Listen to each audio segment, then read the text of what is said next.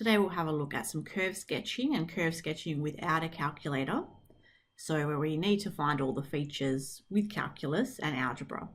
So here we have a function that we're not as familiar with, a quartic function to the power of 4. But the first one's really easy. So if we just want to find out the equation or the coordinates of the y-intercept, that's when x is 0. So substituting in 0, we just end up with y is 1. So that's nice and easy, and we'll use that later to sketch our graph.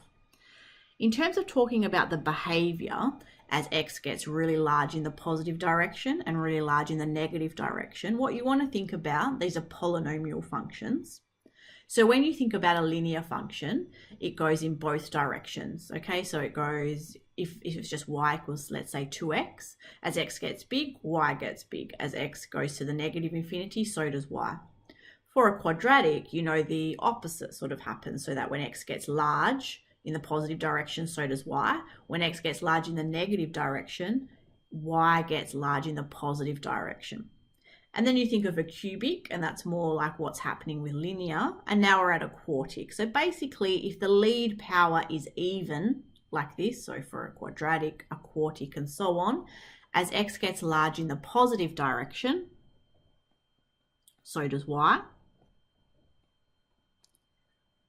And as x gets large or tends towards the negative infinity, y still gets large to positive infinity.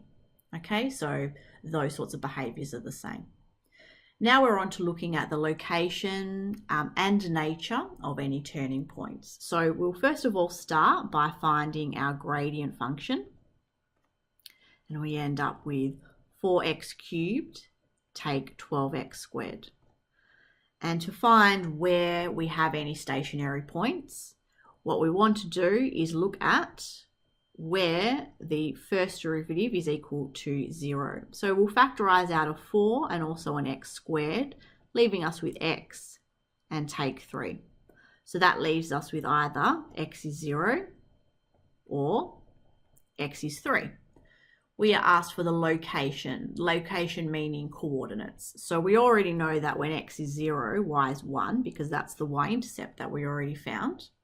If we substitute in 3 into our function, okay, back into the original, then we end up with a y value of negative 26. Now we want to find their nature. So to do that, you could use the sign test, which is from year 11, but let's use the second derivative test. So first of all, we find the second derivative. So we end up with 12x squared take 24x. Then we substitute in each x value one at a time to find out the nature. So if we substitute in 0, we get 0. So what does that tell us about our feature? It tells us that when the first derivative and the second derivative are 0 for a particular x value, that's a horizontal point of inflection.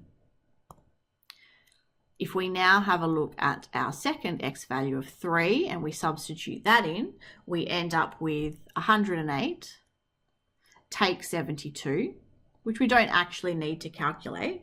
We just know that that will be a positive value. So therefore, what we end up with is a minimum.